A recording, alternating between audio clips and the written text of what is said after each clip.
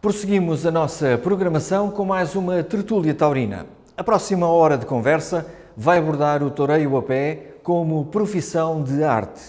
Oportunidade para ouvir dois profissionais das arenas com a moderação de José Cáceres, figura bem conhecida do mundo da comunicação ligada à tauromaquia. As pausas musicais estarão a cargo da banda de música da Associação dos Bombeiros Voluntários de Alcoentre, uma coletividade fundada em julho de 1886, na altura sob o nome Sociedade Filarmónica Alcoentrense, e tendo tido como impulsionador o grande conselheiro Frederico Aroca.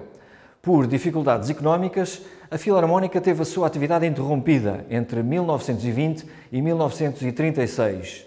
Em julho desse ano, com a criação da Associação Humanitária dos Bombeiros Voluntários de Alcoentre, o agrupamento musical passou a denominar-se Banda de Música dos Bombeiros Voluntários de Alcoentre.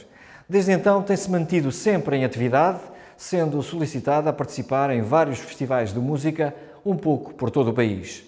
Desde 2004, que tem também em funcionamento uma escola de música, que conta hoje com 30 alunos.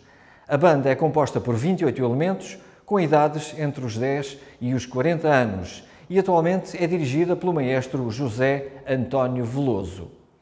Para já, vamos então à conversa sobre o toureio a pé, essa profissão de arte.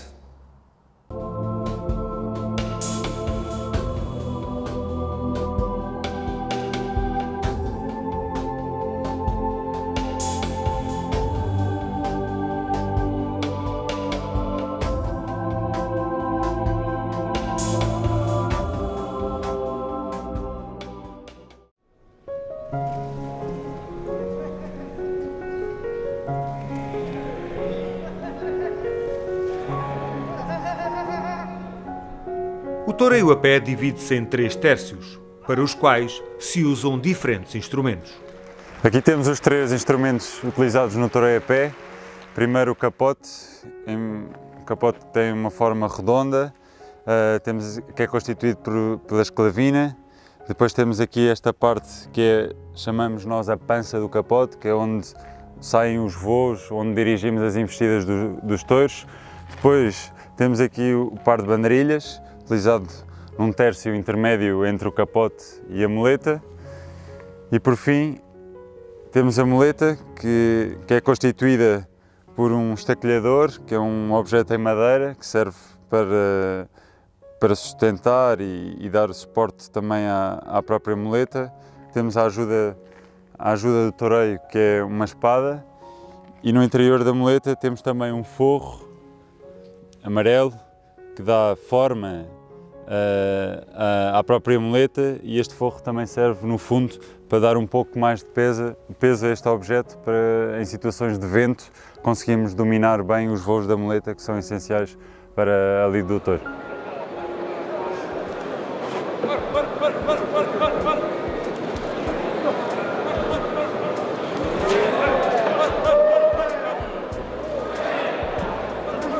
O tércio de capote é o primeiro contacto que temos com o touro. Começamos por parar o touro, ou seja, sentir as primeiras investidas do touro, ver como é que o touro acomete ao capote, e para isso tentamos andar o máximo para trás possível, também conforme as investidas do touro, mas ao mesmo tempo o importante é começarmos a perceber as primeiras características do touro, ver se humilha, ver se respeita os movimentos do capote que o toureiro faz, para quando começar a torear a Verónica, embarcar o touro e o touro, ver se o touro humilha e segue o movimento do capote. E portanto o teste de capote resume-se um pouco pelo primeiro contacto que temos com o animal. Bragar um touro consiste fundamentalmente em lidar, ou seja, durante o tércio de capote, para percebermos cada vez mais as investidas do touro, citamos e andamos para trás e fazemos o touro passar. Isso é bragar ou lidar.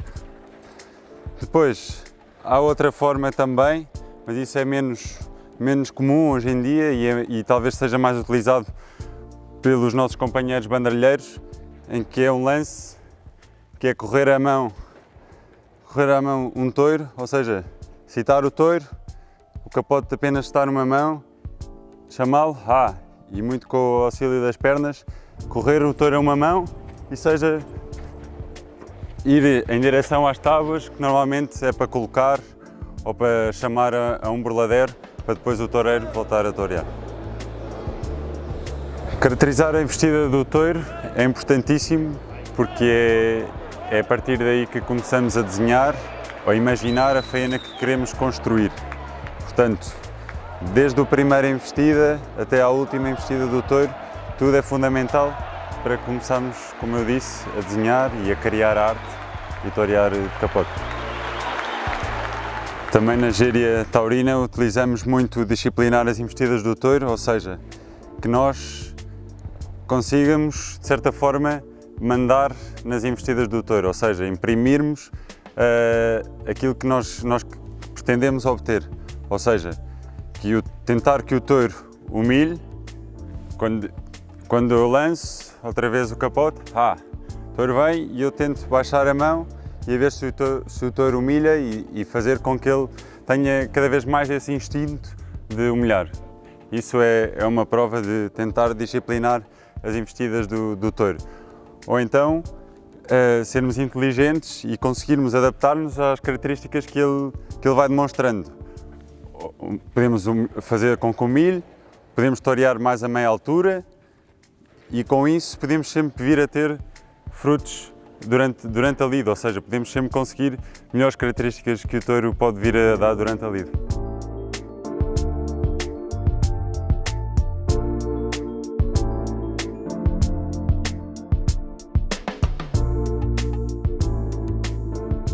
Larga cambiada é um dos primeiros lances que podemos dar com o capote, ou seja, logo no primeiro contacto com as investidas do touro, em que junto às tábuas, sempre a dar saída ao touro, ou seja, de dentro para fora, e em que tentamos ter o capote minimamente colocável, ajoelhamos, deitamos o capote para a frente, ajoelhamos, citamos com a mão de fora para o centro da arena e a larga, soltamos a mão de fora e o capote gira em torno do nosso corpo. Larga afarolada é também um primeiro lance de contacto com o touro, em que mais uma vez, junto às tábuas, dando saída ao touro, citamos o touro e com as duas mãos a sujeitar o capote, fazemos um movimento circular em torno do nosso tronco e o touro passa e o capote volta outra vez à posição normal. O lance à Verónica é talvez dos lances mais bonitos que pode existir no toureio de capote. É, portanto, o lance principal do tércio de capote, que consiste em torear de semi-peito, quase de perfil, citar o touro e é muito importante aqui o movimento dos braços e dos pulsos. Citamos o touro, o touro vem e aqui o toureiro tenta acoplar-se ao sentir a investida do touro e imprimir toda a sua arte, toreando o mais lento possível. Fazer outra vez, aqui este movimento dos braços, a mão de dentro sempre junto às pernas e a mão de fora é a que conduz o touro. Depois, normalmente, para rematar este lance, faz-se a meia Verónica, ou seja, tem o início parecido à Verónica, mas aqui há um ligeiro acurtamento da investida do touro e do lance e que se remata aqui mais atrás das costas, juntando as duas mãos. Esta é a meia Verónica.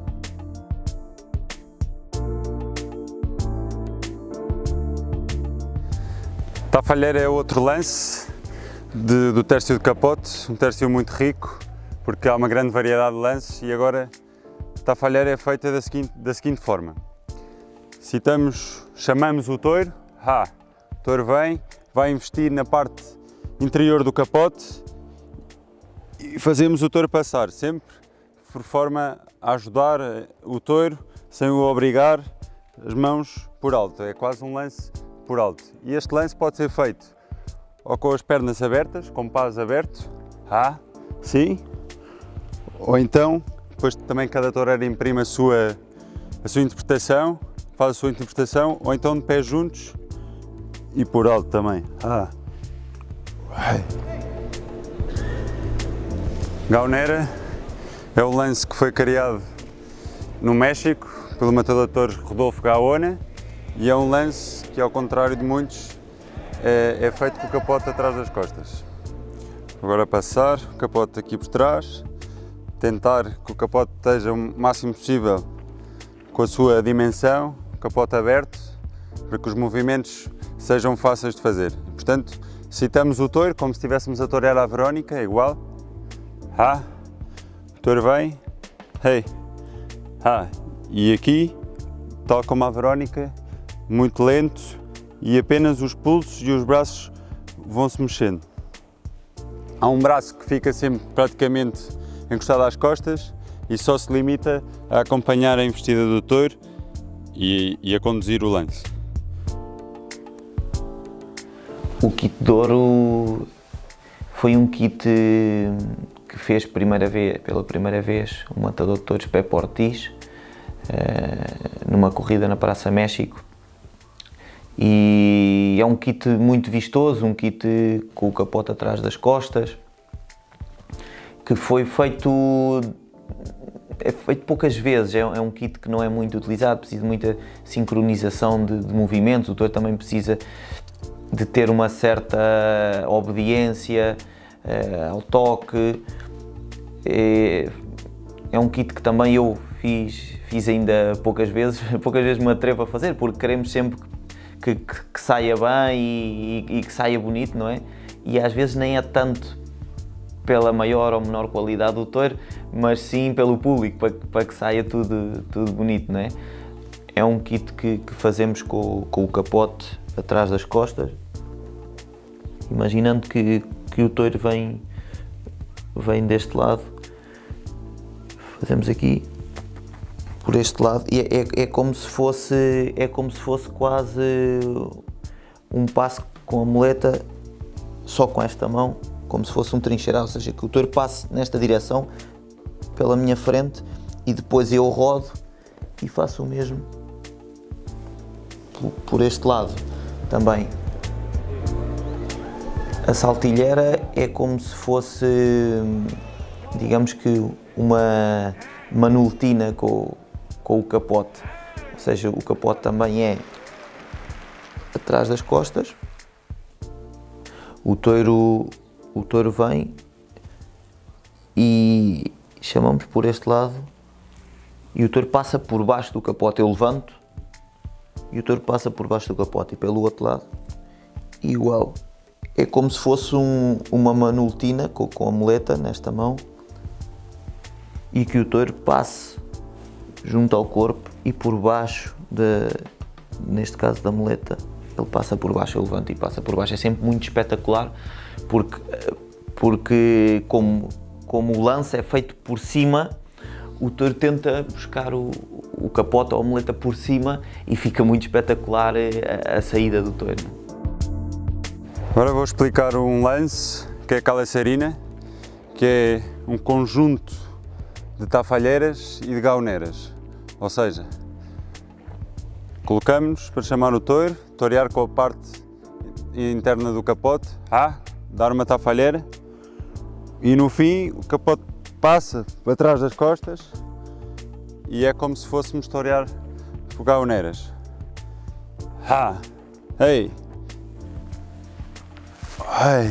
Portanto, há aqui o intercalar de uma tafalheira e de uma gaoneira.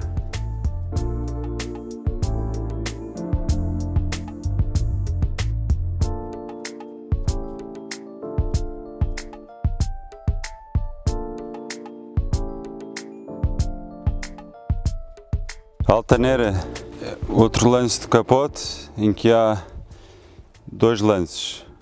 A primeira, uma chicoalina, ou seja, aqui passamos o touro tanto por um lado como por outro e a mão de fora conduz o touro, mas ao mesmo tempo baixa para imprimir graça toureira ao lance. Chicoelina, e acabamos por ficar no mesmo sítio para receber o touro por trás e dando uma tafalheira. Neste lance é preciso, logo nos primeiros lances de capote, perceber as investidas do touro e ver se o touro tem aquela característica de fixar bem os movimentos, porque pelo facto de darmos uma chicoelina e ficar no mesmo sítio para receber o touro, requer que o touro tenha essa firreza, como nós dizemos na gíria taurina, para que o touro acometa quando apresentamos o capote.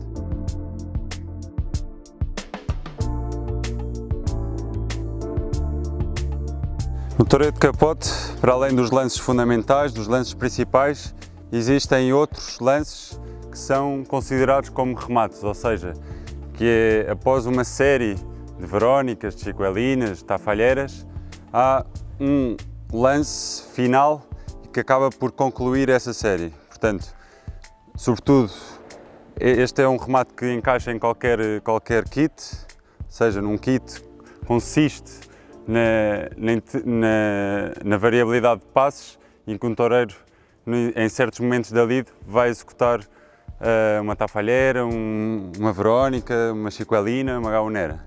Portanto, também a verónica, como se estivéssemos a torear a verónica, mas o lance é mais curto, porque há aqui um ligeiro encurtamento da investida do touro e é torear para trás da cintura, para trás das costas. Esta é a meia verónica. Depois temos outro lance, que é variado, que é a revoleira. Consiste como uma verónica, mas acabamos por soltar uma mão e o capote passa por trás das costas. Depois temos a revoleira também, mas invertida, ou seja, com a parte amarela do capote, com a parte interior do capote.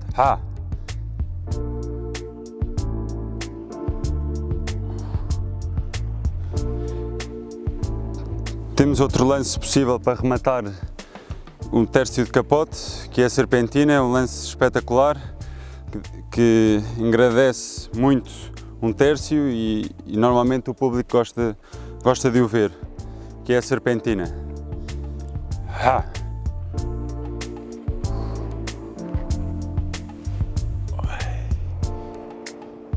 O movimento em que o capote faz é como se fosse uma serpente, uma espiral e circular por cima do corpo, e o que o toureiro ao mesmo tempo gira.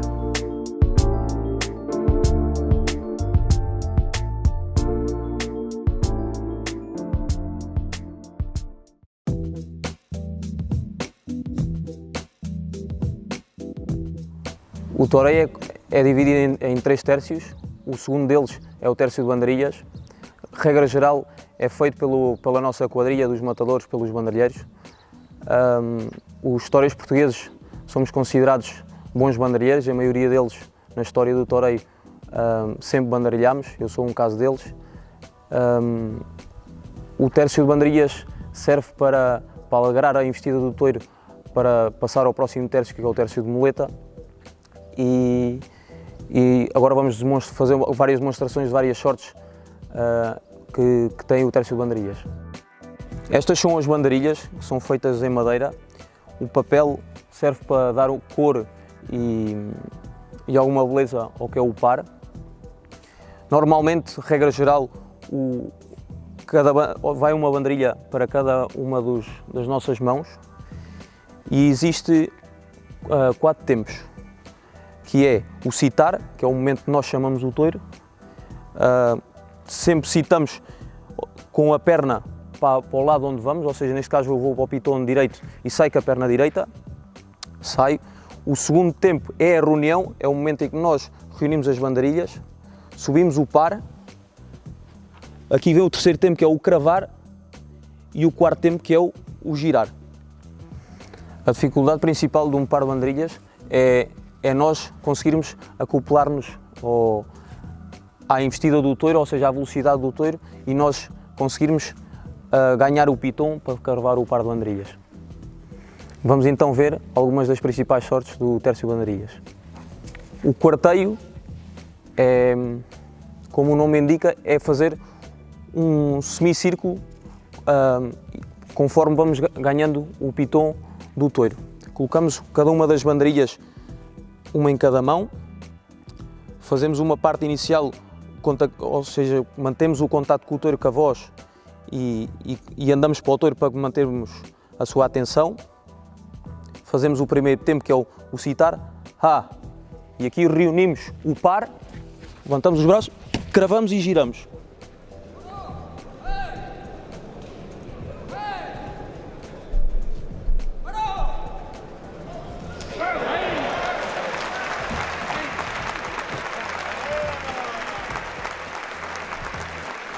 O par de frente é similar ao par do quarteio, embora não abrimos o quarteio. Porquê? Porque fazemos mais, porque o touro é mais complicado, ou seja, pode-se adiantar-nos um pouco e nós atacamos mais o piton para não lhe dar tanta vantagem. Colocamos uma banderilha em cada mão, mantemos o contacto com o touro, citamos, ha, e atacamos o piton. O par ao violino é um par que se diferencia dos outros pela colocação das banderilhas ser só feita numa mão. Regra geral, todos os matadores colocamos as duas banderilhas na mão direita e cravamos o par para o piton esquerdo. Fazemos o cito normal, como nos outros pares, citamos, ha, abrimos o nosso quarteio e o par passa por cima da nossa cabeça, como se estivéssemos a tocar violino. O par ao quebro, ao contrário do par ao quarteio e o de frente, é feito no mesmo sítio, não nos movemos. Colocamos novamente uma banderilha em cada mão, mantemos o contacto com o animal, com a voz, e podemos dar 2 ou 3 passos para a frente. Citamos, ha, e quebramos a investida do touro. O par de poder a poder é um par que cria algum risco para o matador, em que nós damos as maiores vantagens ao animal, ou seja, o animal parte primeiro que o toureiro.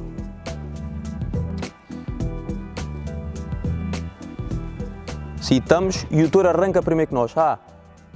Fazemos um pequeno compasso, espera, abrimos o quarteio, reunimos e cravamos e giramos.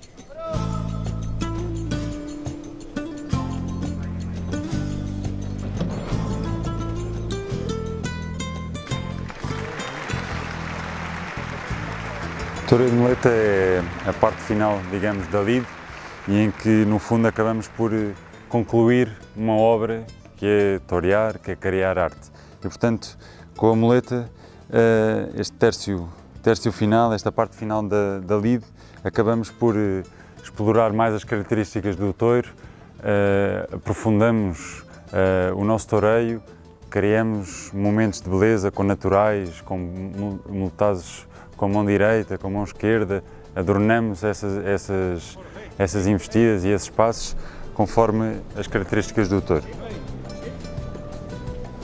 Normalmente no toreio de muleta, o toreio de muleta tem que ter um princípio, um meio e um fim, e portanto há, digamos, um esquema, digamos, em cada toureiro, ou que sabemos que as lides têm que ter um princípio, um meio e fim, portanto há passos que é para o início, há outros para o meio e outros para o fim.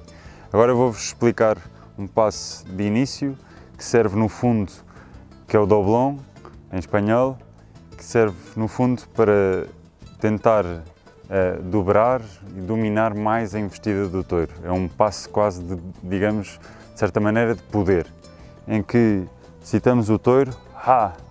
O touro vem com a inércia, com a vontade de querer investir, galopando, E nós, quando sentimos que o touro tem esse impulso, um bocado de agressividade, executamos este passo para poder, dobrando, flexionando um bocadinho a perna, e nós na gíria dizemos que dobramos o touro e tentamos levar a muleta o mais baixo possível, para o touro também ir humilhando,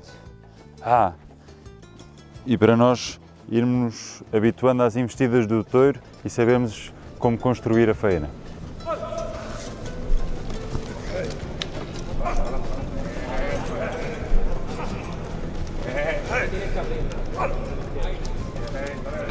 O passo do estatuário, como o nome indica, vem da palavra estátua, em que o toureiro se encontra muito quieto, e é um passo que normalmente é feito no início das faenas, em que o nosso olhar muitas das vezes é frio, como é por vezes uma estátua, e colocamos de perfil ao touro, citamos, e o touro passa por baixo da nossa muleta. Voltamos a colocar no mesmo sítio, ou ficamos quietos no mesmo sítio e o touro volta a passar por trás da nossa muleta. Isso são chamados os estatuários. Os ajudados por alto é similar ao que é o estatuário, mas as pernas, em vez de estarem juntas, são com o compasso aberto. Citamos e o touro passa por baixo da nossa muleta. E ajudado porquê? Porque nós ajudamos-nos com a ajuda de torear.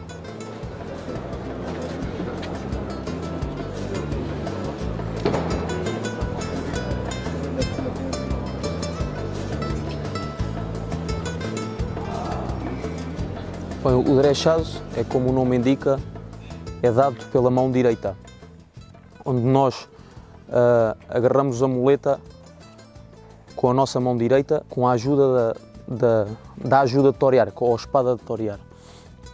Colocamos-nos em frente ao animal, ou ao touro, e fazemos,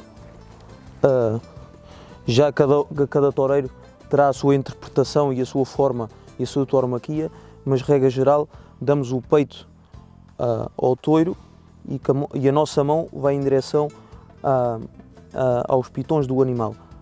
Citamos e trazemos a investida do animal pelo nosso lado direito e o animal em si investe com o pitão direito na muleta. E já cada um dirige a investida para onde quiser, ou para a frente ou talvez mais em redondo, para trás. Regra geral, o drechado, como o toreio natural, é rematado com um passo de peito, pelo lado, ou seja, pelo pitão esquerdo.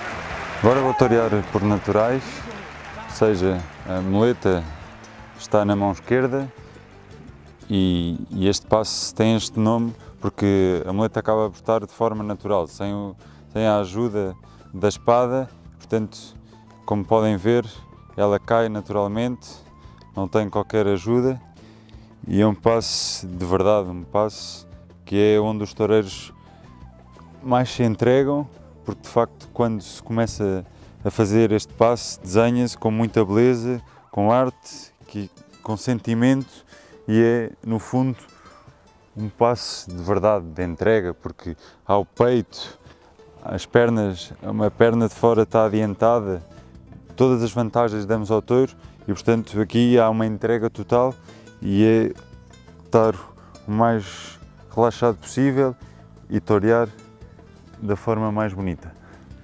O passo natural, na minha opinião, é o passo com mais pureza do toreio, porque toreamos, o passo natural é com a mão esquerda e a parte de ser a mão o lado menos dotado ou mais difícil, né, dos que somos direitos, a espada não ajuda a muleta, não é? A espada vai aqui atrás e toreamos só com a muleta. Ou seja, quando há a espada, há uma dimensão maior da muleta, a muleta também está mais plana, ou seja, é mais fácil torear com a mão direita que leva a espada. Pelo lado esquerdo é um passe mais puro e mais difícil, por isso se calhar é dos passes que têm mais importância e que são mais valorizados, não é?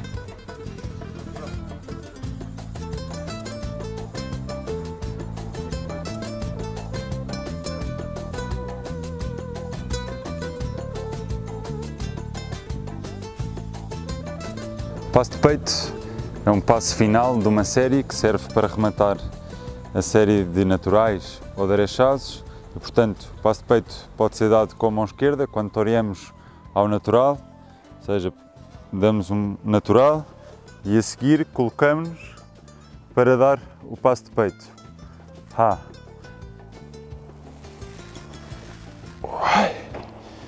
Também pode ser dado com a mão direita e este passo chama-se passo de peito porque quando nos colocamos damos como sempre em todos os passos que damos ao touro, damos o passo de peito, mas depois aqui há um acompanhamento de forma mais acentuada com o passo de peito e a mão que dá o passo de peito acompanha sempre o corpo do touro. O trincheiraço é um dos remates para terminar uma tanda, ou muitas das vezes serve também para iniciar uma tanda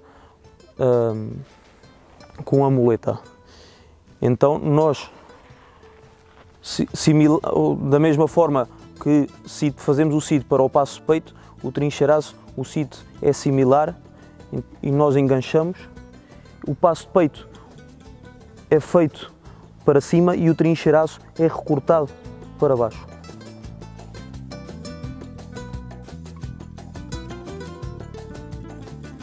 O circular, como o nome indica, é feito um círculo à volta do nosso corpo com a investida do animal.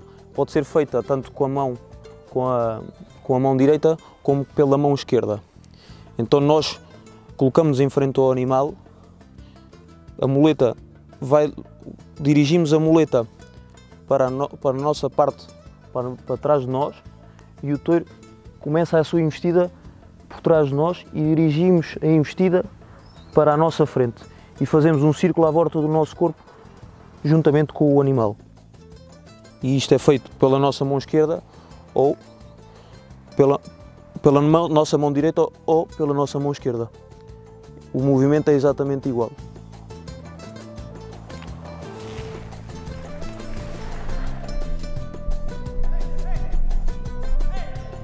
No meio da faena podemos ter diferentes passos e agora neste caso vou fazer o molinete, que é um passo também de adorno, um passo bonito que serve para iniciar uma tanda, uma série de naturais, de arechazes ou também para concluir uma série.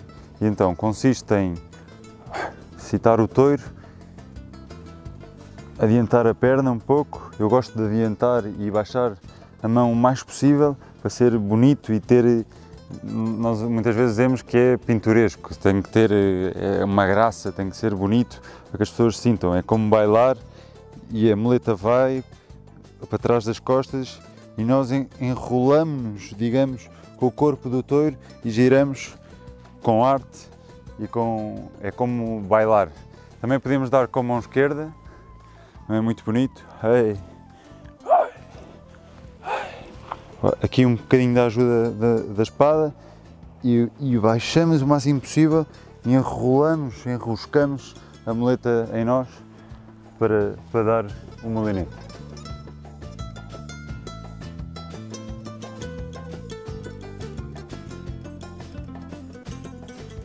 Já numa fase final da faena, com a muleta, podemos torear por manoletinas, que é um passo muito comum para rematar uma faena, e que a manoletina consiste na muleta atrás das costas, há uma mão que agarra a ponta da muleta e a outra cita e no fundo acaba por torear e conduzir a investida do touro.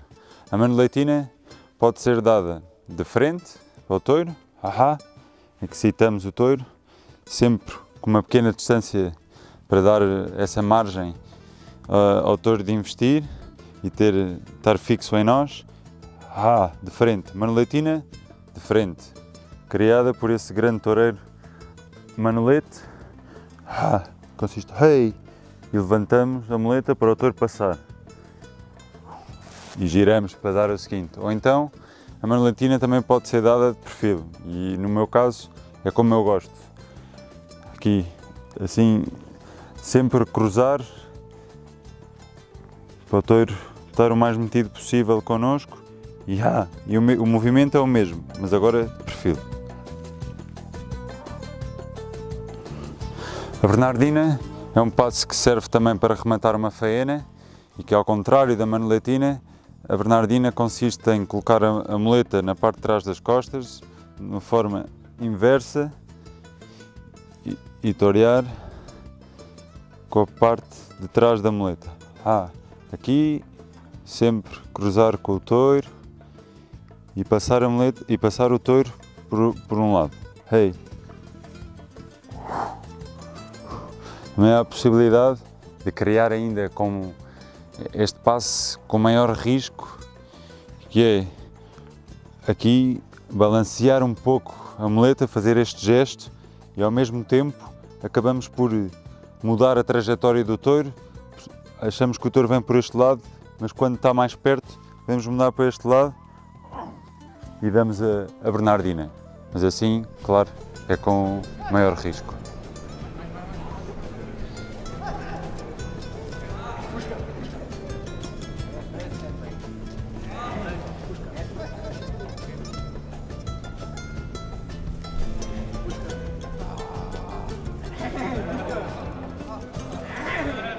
No final de uma faena, quando o toureiro tem o touro mais entregue e mais dominado, os toureiros aproveitamos para fazer alguns desplantes e alguns adornos. Ou seja, num final de uma tanda, que normalmente pode ser terminada com um passo de peito, o toureiro recria-se e agarra o piton ou o testudo do touro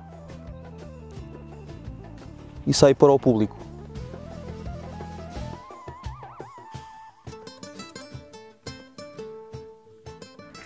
Outro dos desplantes que se pode ser feito pode ser o abaniqueu, que é num dos remates. O toureiro fica com a muleta na mão esquerda e aí faz o abaniqueio antes de sair para o público.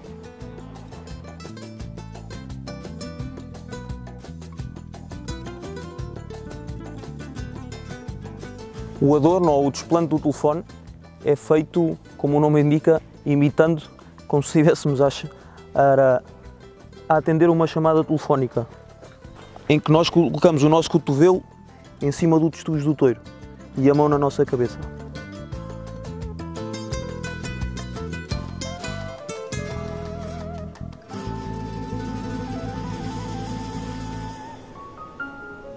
Por fim, no término da faena de muleta, em Portugal, ao contrário da maioria dos países, o touro não morre em praça. Num passado longínquo ainda aconteceu, mas desde há séculos que os touros só esporadicamente se mataram na arena. Alguns nomes como Manuel dos Santos, o decano António dos Santos, José Júlio e António de Portugal, Armando Soares, José Falcão, Mário Coelho ou Pedrito de Portugal ousaram episodicamente desafiar a lei e reivindicar a sua condição de matadores de touros. Para além destas situações de exceção, a morte simula-se em sorte vola-pé, em que o toureiro se dirige ao touro que esboça a intenção de investir.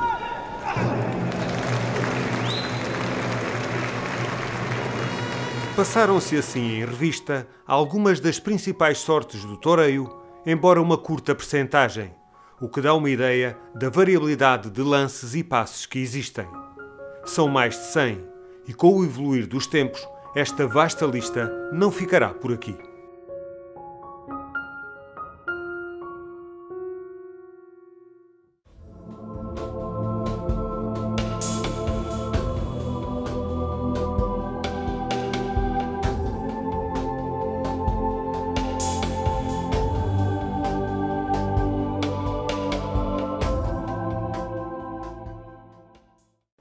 Estamos em Azambuja, em plena Feira de Maio, este ano comemorada de uma forma diferente do comum. Ainda assim, a tauromaquia continua, como sempre, a marcar forte presença. O colóquio que hoje nos traz aqui tem como título o Toureio a Pé, Profissão de Arte. Temos dois convidados, são eles o matador de touros Nuno Casquinha, também o bandardeiro Pedro Paulino, a quem eu começo desde já por saudar e perguntar, Nuno, como é que foi a preparação desta temporada, que aí vem, que há de ser diferente também do comum, mas ainda assim o toureiro tem que se preparar. Verdade, então, Zé, é verdade, o ano passado foi uma temporada atípica, esta penso que será igual, infelizmente, não é? Mas a preparação, com toda a ilusão do mundo, agora temos feito vários tentaderos.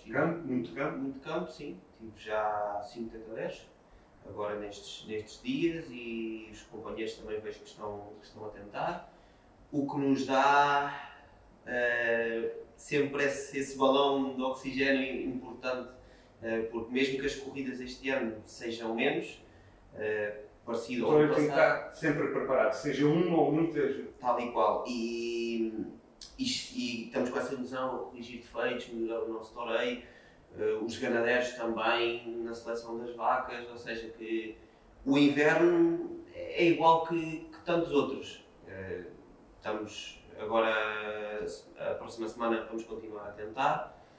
E à espera das oportunidades. Exatamente. Pedro, contigo a mesma coisa, praticamente. Boa tarde, Zé. Boa tarde, Azambujenses. É verdade, nós passamos pelo mesmo trajeto que passou o matador no Casquinho, visto que também estamos com as mesmas dificuldades, vamos preparando fisicamente, visto que não temos tantos treinos como é possível devido às circunstâncias que atravessamos, mas temos tentado fazer alguns treinos mesmo com os nossos cavaleiros, com quem nós estamos fixos.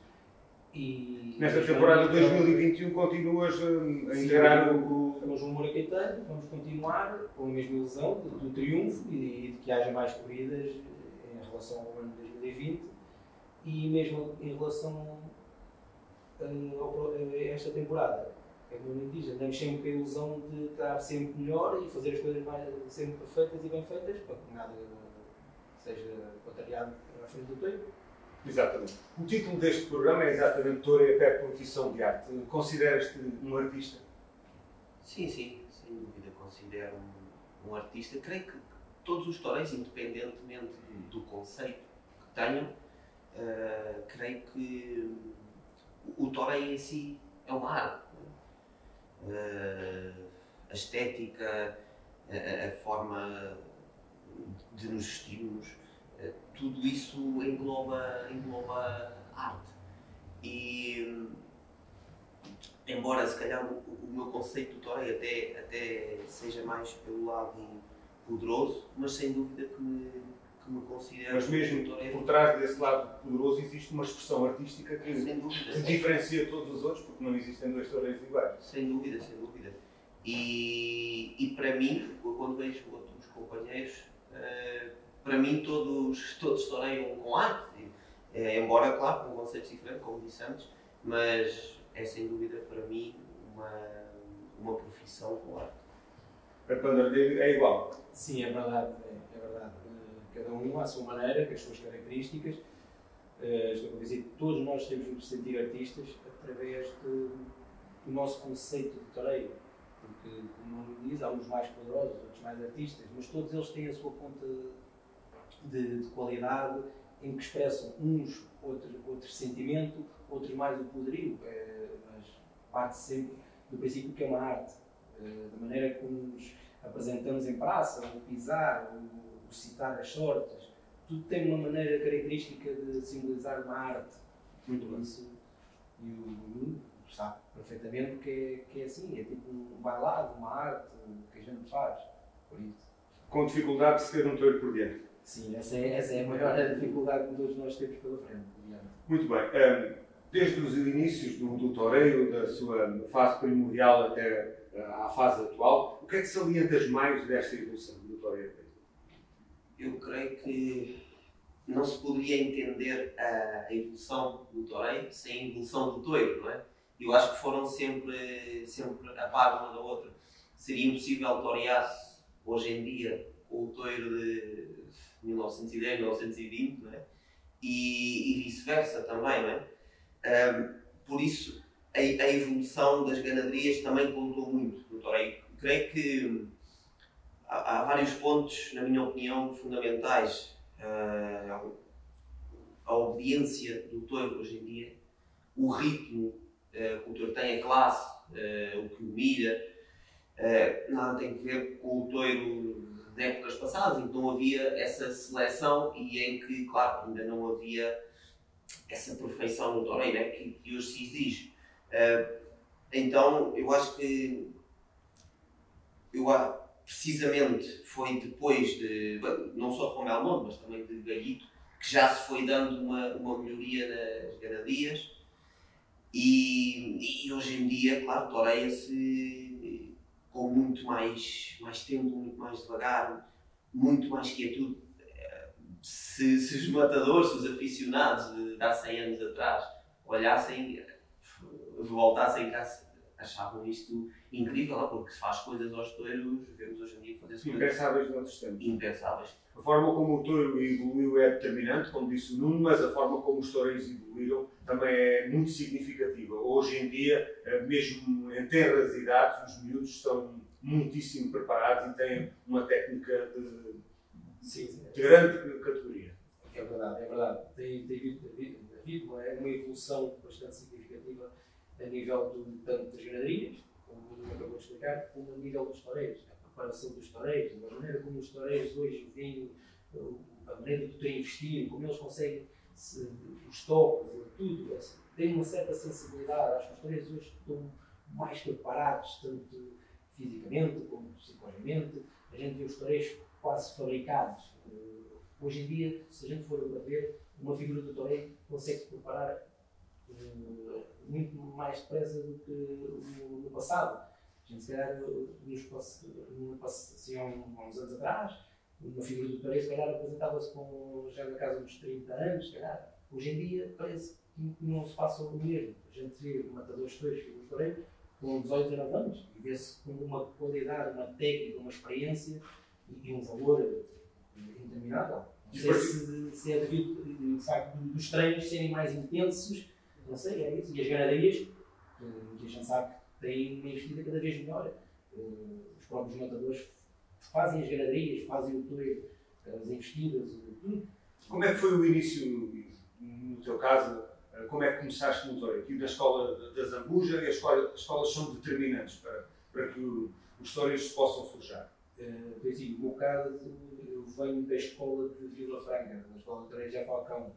Ingressei na escola já no ano. Tu começas primeiro com o Zé Júlio em Vila Franca e só depois é que vens para a Zambuja? Depois estive ali, como é óbvio, tive que fazer ali uma paragem devido ao cumprimento do serviço militar, e a partir daí, depois, para não perder a afição, como tinha bastante afição e gostava de continuar, de tentar acompanhar os meus colegas que tinha deixado para trás na altura, tentei seguir na escola da Zambuja, que na altura me apoiaram ao máximo, consegui agarrar mais umas novilhadas, consegui torear mais os festivais, umas novilhadas, tentaderas, conseguimos ter uma projeção a nível da escola da Zambuja muito maior, mesmo a nível de alunos, começámos a atrair muito mais alunos.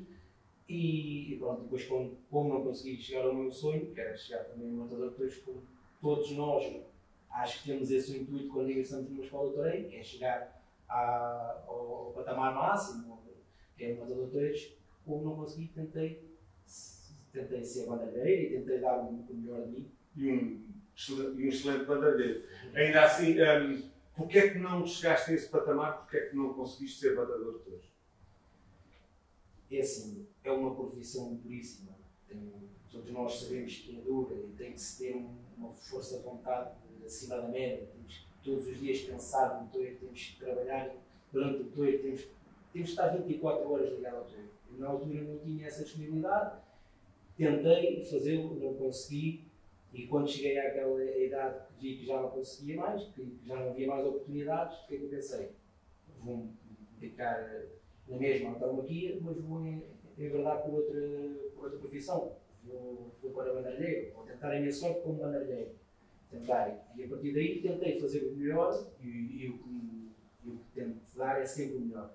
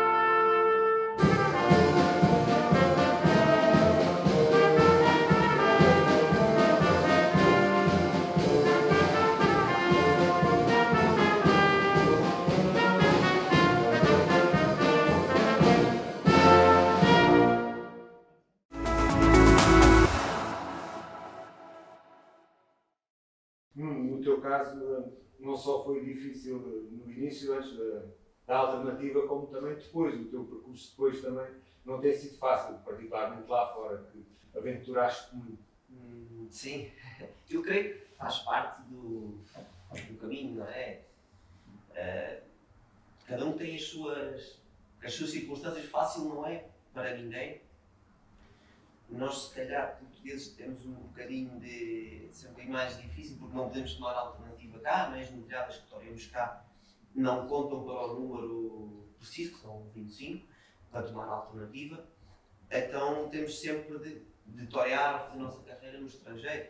Eu, como novilheiro, baseei muito a minha carreira em Espanha e em França. E depois, como matador, tomei a alternativa e depois, realmente, já iniciando, e já nos últimos anos como novilheiro, vi que realmente as coisas estavam complicadas, difícil de se poder torear. Apareceu esta oportunidade do Peru e decidi aproveitar e graças a Deus as coisas surgiram muito melhor do que eu podia esperar, do que eu podia sonhar, não é? Porque eu fui com uma corrida para lá, eu não ia com uma temporada feita, a corrida também não era numa feira igual, ou seja, foi quase começar do zero lá, não é? E depois... Passo a passo foste ganhando cartão. Graças a Deus sim, os êxitos foram tendo repercussão, cada vez fomos estarando em praças melhores e acabei em 3 anos como o primeiro do escalafon lá, 2 anos com 38 corridas e 1 ano com 40 e foi muito positivo para a minha trajetória, uma grande experiência pessoal, pude, claro, descobrir tantas coisas de um país que nunca tinha estado. Foi ótimo para mim, foi uma etapa excepcional, uma etapa muito bonita, dura, claro que sim, mas quando vamos em busca dos nossos sonhos, eu acho que aí eu nunca vi dureza nisso, não é? Há momentos, claro, como todos nós temos, momentos em que estamos mais em baixo, mas para mim sempre foi um privilégio torear tanto que houvesse tanta expectativa, tanto interesse em contratar-me lá, ou seja, vivi momentos inesquecíveis. Mas sabe-se que é, na realidade, uma profissão dura e muitas das pessoas que nos estão a ver pensam nisso, no facto de estar dentro do touro. Mas há uma outra situação, há uma outra face, digamos, desta dureza, que tem a ver com, muitas vezes, a escassez de oportunidades. Às vezes, o toureiro sofre mais por não ter a oportunidade de estar exatamente diante do touro. Sem dúvida. Nós, é curioso, e de certeza que ao Pedro passa o mesmo, nós estamos sempre desejosos de passar esse medo, essa responsabilidade, não é? E às vezes chegamos ao pátio de quadrilhas e dizemos, estava tão tranquilo, para que é que quero estar aqui, não é? Mas sem dúvida que, sobretudo quando sai o touro, é quando nós nos sentimos aqui, é o nosso, não é? E tal como disse, os momentos de maior dureza é os momentos em que não se toreia. Desde jovem, muitos de nós temos de deixar os amigos, a família, o conforto do nosso país, não é? A segurança do nosso país, em que conhecemos toda a gente, as ruas, tudo isto é-nos familiar, para ir para países onde não conhecemos nada, onde começamos a cultivar amizades, a juntar com outros toureiros, mas é começar do zero.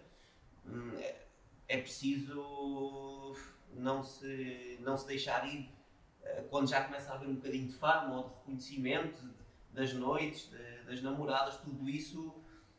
A mim sempre me disseram, ou queres viver a tua juventude, ou queres ser toureiro. As duas coisas não podes ter. E eu decidi ser toureiro com todo o orgulho, com erros, com virtudes. Estou muito contente de ter escolhido esse caminho. E depois outra coisa que é, e agora nestes momentos atuais, é muito duro, e estamos quase todos os toureiros do mundo a passar por essa situação, que é o treinar um dia, outro, sem saber quando vais torear. Isso, pelo menos para mim, é o que mais me custa. Porque sabendo que tens uma data, seja ela onde for, pode nem ser uma corrida, pode ser um festival, pode ser um tempo aberto. Tens um objetivo, mas tens uma um objetivo, finalidade, estás a treinar para algo, não é? Agora, quando não existe nada e é tudo eu diria que uma escuridão, não vês uma luz, e estamos quase todos os toureiros, tirando as figuras, né? Nessa situação, isso sim que é difícil. Depois o resto, o que é à frente do touro, eu acho que se passa melhor do que todas essas coisas cá fora. E depois também é preciso ter muito aguante, não é? Tantas coisas que nos prometem e que depois não se cumprem. É preciso uma força mental também muito grande. Muito grande, sem dúvida. E também particularmente com as colhidas, não podemos esquecer que também faz parte as tais portagens, como tu dizes, que o toureiro tem que pagar, essas também são duras, esses momentos do pós-cornada custam a passar. Custam, claro, a mente está ali a trabalhar, não é? Custa voltar a pisar esse terreno, custa voltar a fazer essa sorte, ou esse multaço em que, ou captás, ou par de andarilhas, ou entrar a matar, ou que seja, em que precisamente foste colhido, a cabeça dá 1000 voltas, não é? Eu felizmente, colhidas tenho poucas, tenho 2 e não são de muita gravidade, mas imagino que quando se tem uma convalescença larga num hospital e sofrida, é claro que deve custar mais voltar à cara do touro. E essa é tal e qual, é uma das portagens que se tem que passar, não há forma de se esquivar a elas. Pedro, no caso do bandeirista também tem uma outra vertente. Tem que ter o seu estilo artístico, a sua forma de torear, mas também se tem que enquadrar e tem que condizer com o toureiro que representa. Como é que tu te sentes nesta posição? É assim, se a gente formos a ver, a nível global, nem todos os toureiros são iguais. Cada um tem a sua maneira de torear. Uns são muito bons no capote, outros são muito bons nas quadrilhas, outros são... Pronto, temos que ser completos. Nós, na nossa profissão, temos que ser completos. Quadrilhas, capote e tudo. E assim, temos que ter uma ligação forte com o matador ou com o cavaleiro com quem nós saímos nas funções. Por exemplo, se eu tiver que sair, se calhar, às ordens do montador de Casguinha, vou ter com ele, se calhar, um mês ou qualquer coisa antes, e vamos estando a fazer ao campo, a treinarmos os dois juntos, como já aconteceu aqui há um tempo atrás, combinar com o Nuno e treinarmos juntos também. Chegámos a treinar juntos para nos irmos conhecendo e tinha que conhecer o que era o toureiro também do matador. E acontece o mesmo com o cavaleiro. Nós temos que ir à casa do cavaleiro, temos que fazer treinos com eles, temos que os entender, temos que conhecer os cavalos, temos que conhecer a maneira de torear, as ligações, os gestos, os sinais, tudo temos uma linguagem quase gestual, por sinais, temos coisas que fazer porque não podemos dar a entender às vezes ao público. E pronto, depois temos a ligação com os matadores, igual, saber qual é que é os terrenos que o matador pode pisar, sabemos que ter uma linguagem para eles, para os incentivar também, muitas das vezes temos que estar atrás do verdadeiro, mas a tentar-lhes dar um apoio moral, tentar animá-los, quando eles já estão às vezes ali desesperados e a gente, não, vamos embora, siga. Às vezes, muitas vezes, a função do bandalheiro nem sempre é estar ao kit, temos de estar sempre ao kit, mas às vezes também precisamos de lhes dar um apoio, porque eles também sentem que, tendo alguém por trás de confiança, também é um certo apoio. Por isso, o bandalheiro tem essa característica. Uma outra situação que é exigida ao bandalheiro é que seja discreto. Não deixa de ser um bocadinho um contrassenso, porque às vezes não te apetece mostrar alguma arte, digamos assim, algum perfume diferente. Quando te passa um motor por diante, em vez de lanceares de capote, normalmente como os bandalheiros o fazem, não te apetece dar uma Verónica ou algo assim? Sim, isso é verdade. A gente temos sempre esse intuito e sabemos que o torear é sempre bonito. E assim, estou convencido que se fizermos as coisas bem feitas, mesmo uma Verónica, o cavaleiro a quem nós estamos a auxiliar não se vai importar. Se as coisas forem bem feitas, eles até agradecem. Até mesmo o próprio cavaleiro agradece a gente dar uma Verónica, um touro a uma mão, qualquer coisa até chega ao público. E o público também se sente agradecido de ver que não, os recortes que os bandeiras fazem, muitas das vezes já são aplaudidos em praça, como se calhar uma boa brega com um matador de touros, ensinar um touro a investir. No tércio, por exemplo, aqui não temos o tércio de varas, porque o bandalheiro muitas vezes também tem que quitar o touro do cavalo de picar, como muitas das vezes depois nas bandeirinhas. Por exemplo, bregar um touro para as bandeirinhas, se calhar é fundamental também para o matador que está a assistir, saber, olha, o pitão direito, o pitão esquerdo, ou investe aqui, mete a cara por diante, ou investe com as mãos, ou pelo pitão direito, ou pelo pitão esquerdo. Há sempre essas técnicas que o matador também vai vendo com o bandalheiro. E falaste em uma questão importante, uma das grandes funções do bandalheiro muitas vezes é mostrar, é destapar o touro ao toureiro. E isso é importante. Claro. Não só mostrá-lo, como muitas vezes corrigi-lo e tirar defeitos. Porque muitas das vezes os matadores têm uma técnica superior aos bandalheiros e conseguem, por exemplo, quando estão a parar os touros, ou mesmo nos 70-10, nas vacas, e acontece muitas das vezes, por exemplo, com os miúdos mais novos que estão a aprender. As vacas, por exemplo, às vezes são belíssimas na mão dos matadores e quando chega um miúdo mais novo, parece que mudou a vaca. Completamente, cambia tudo completamente. Parece que a vaca já não é a mesma. E as instruções são diferentes, mas não. O matador, como investe na mão depois do miúdo que te está a aprender. E às vezes os ganadeiros também agradecem o miúdo lá ter ido.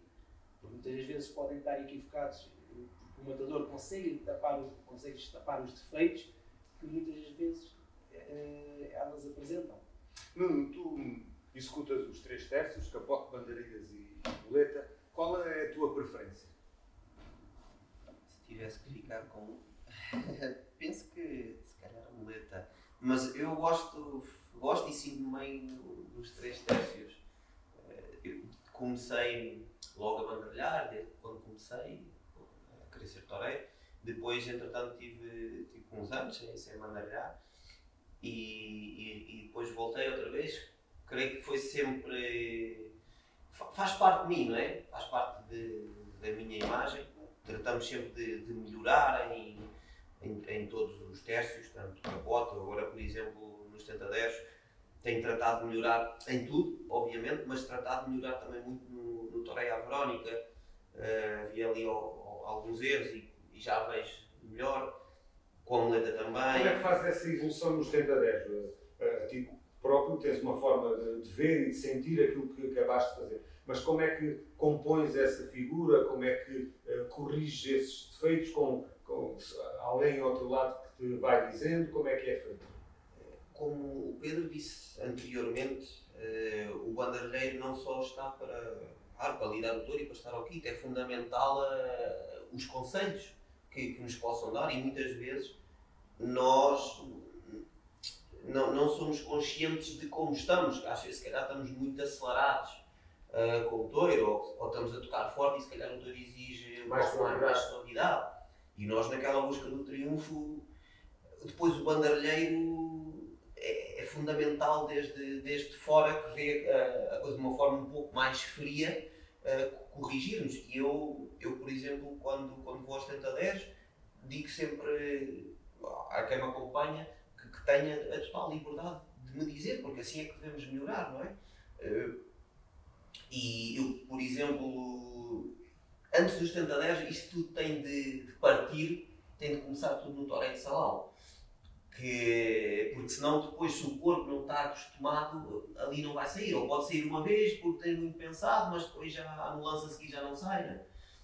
Eu tenho treinado tanto salão. Treinas diariamente salão? Sim, treino diariamente salão. Também o que é fisicamente, correr, tudo. Mas sim, diariamente toreio. Como é que se pode explicar a quem nos vê que um toureiro necessite diariamente, e já com vários anos de alternativa, de o fazer? Quer dizer, não é só tu, todas as figuras do toureiro, consolidadas, famosíssimas, que o fazem. É verdade. Eu às vezes, por melhor pensar, se já toreio perfeito, como é que vou melhorar ainda mais? Porque é que continuo a treinar tanto, não é? Mas é sempre essa faena perfeita que nunca chega, e há sempre coisas, sempre coisas que melhoram. Claro, etapas diferentes, não é? Quando é um jovem que está a começar, é a colocação ainda, é tudo isso, o toque, depois já é o sentimento que pões. Eu, por exemplo, posso dizê-lo, agora trato de melhorar muito o capote, de enganchar o touro mais à frente, não esperar que ele chegue tanto e desplaçá-lo. Por exemplo, com a muleta, tento também, e já vejo esse resultado nos 70-10, de fazer tudo de uma forma mais suave, de reunir-me mais com os animais, de me passarem mais perto.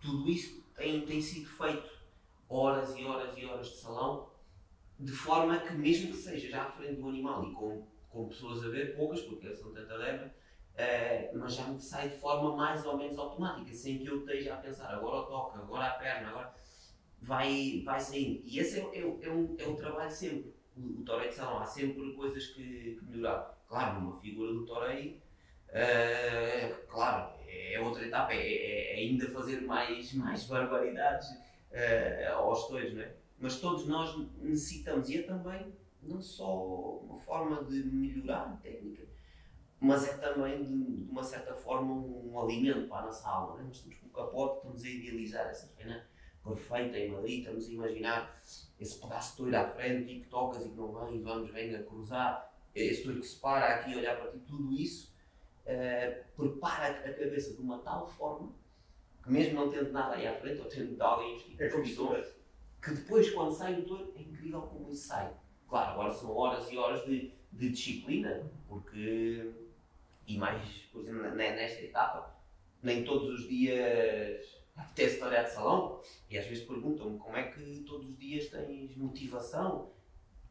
Eu não tenho todos os dias motivação, nem eu, nem qualquer desportista. O que nós temos de ter é disciplina todos os dias. E depois vem a motivação, ao sentir que cumprimos o nosso dever, não é? E o nosso dever é, sinto eu, que é treinar todos os dias de salão. Nessa faena ideal que falavas há pouco, dá-me um exemplo de um lance de capote, de uma sorte de bandarilhas e de um passo de muleta. Forma... Capote. Bem, o lance à Verónica, enganchar o touro com todo o capote enganchado à frente, com pureza, e depois, quando o touro chegasse, ter o gosto, sentir o que está a fazer, para que isso chegue lá ao público, transmitir e acompanhar com todo o corpo o queixo realmente no peito e fazer tudo o mais devagar possível, né? com o maior tempo possível. Né? Essa é a Verónica, salientaste a Verónica no capote. Em bandeirinhas, uma só. Mandarilhas, podia ser um par a corteio. Seria, antes de tudo, estar bem colocado com o touro enfrontilado connosco, não é? E deixar-se ver antes, fazer as coisas devagar. Eu, por exemplo, costumo fazer uma voltinha, rodar um pouco antes de arrancar para o touro, e depois, uma vez que se arranca, eu, por exemplo, no meu conceito, não gosto muito de abrir o quarteio, muito, porque depois aí o touro, se é complicado, vai disparar muito e vai ter que passar em falso. Gosto mais de atacar? Gosto mais de atacar. E gosto de ser eu, isso também varia de toreiro para toreiro, a ter a iniciativa, eu arrancar primeiro. Há toreiros que gostam de chamar o touro e que ele arranque e depois arrancar eles, não é? Eu gosto de, mesmo nas bandeirinhas, ser o, entre aspas, a mandar um bocadinho a encher, que ela venha quando eu quero. E claro, e tentar que o par seja com pureza, reunir pela frente, com os braços sempre esticados, e aqui ver onde vais cravar, e sempre o olhar no rio, cravar na cara, olhar nas bandeirinhas, e sair. Exatamente. Pedro, também salientas o par a corteio? Sim. Sempre para mim é a maneira mais fácil de bandalhar e tudo, e acho que é mesmo, de verdade, acho que é o par que tem mais valor, é o do corteio. Como o Nuno estava a dizer, perfilado com o touro, de peito para o touro, abrir o quarteio, atacá-lo também, para ganhar logo a cara, e como o Nuno estava a dizer, ser sempre o primeiro a arrancar, tomar sempre a iniciativa, não ser o touro a dar as vantagens ao touro, porque depois torna-se mais complicado. Como o Nuno estava a dizer, que o touro pode esperar ou pode se adiantar, e quando se começar a adiantar, depois pode ser mais difícil para nós. É assim, pode ficar bonito, como depois pode ser um bocado mais comprometido, mas eu julgo que para a corteia é o que tem mais valor, de todos eles. Nuno, e na muleta? Só fazer aqui uma observação antes. Se calhar nós aqui em Portugal temos muito essa coisa de atacarmos, porque também o touro, ao não estar picado, muitas vezes sai do capotaço, não é? E está pronto para investir. E então nós temos um bocadinho que mandar, não nos deixá-lo vir, e que o touro venha com essa cadência de picada. Então temos que ser nós também um bocadinho a mandar. Penso que se calhar também seja um pouco. O que é o fundamental é mesmo a colocação. O mundo estava a dizer é a colocação. Para o perfilado, o touro está ali, nós estamos de frente ao touro, se der essa hipótese. E às vezes os touros aqui em Portugal não nos deixam, não diz, à saída do captado. O bandeirilheiro está a bregar, e o touro muitas vezes sai solto e nós temos que estar preparados. Nós, por exemplo, bandeirilheiros, se calhar também nos é difícil. Exato. Mas pronto. De uma forma muito breve, muleta. Muleta, escolheria o passe natural, com a mão esquerda, com a muleta na mão esquerda, a espada atrás. Primeiro que tudo, tal como as bandeirilhas, tal como a colocação, colocar-me cruzado com o touro. Depois que a muleta venha de trás, e à medida que a muleta vem, imaginando que o touro está nessa posição, à medida que a muleta vem de trás, também rodar o tronco para abrir o peito, não é? Porque é logo uma forma de, como se diz na gíria, de vender, não é? De que o público veja que esse multaço vai ser bom e que uma pessoa também esteja aí metido. E uma vez que se toca, tentar que seja com suavidade, não é? Que o touro também tenha a sua obediência. Uma vez que toque com essa suavidade, já quebrar um bocadinho o cotovelo, reunir-se com ele, com gosto, e claro, e rematar por baixo da pala do piton, ligeiramente, como o taço seja ligeiramente arredondado, ligeiramente para trás das costas, também depende da característica do touro, mas estamos a imaginar um touro bom, não é? E esse para mim seria um taço ideal, e o que tentamos treinar sempre para depois sair à frente do touro, não é? Todos vocês têm, obviamente, referências. Para ti, matadores de touro, qual é a tua referência? Ou a tua preferência? Isso acho que é um bocadinho difícil da gente conseguir nos expressarmos, porque nós, quando somos verdadeiros aficionados e gostaríamos, ou neste caso do único, chegou o matador de tois, nós tentamos, se calhar, tirar um bocadinho de todos, tentamos gostar.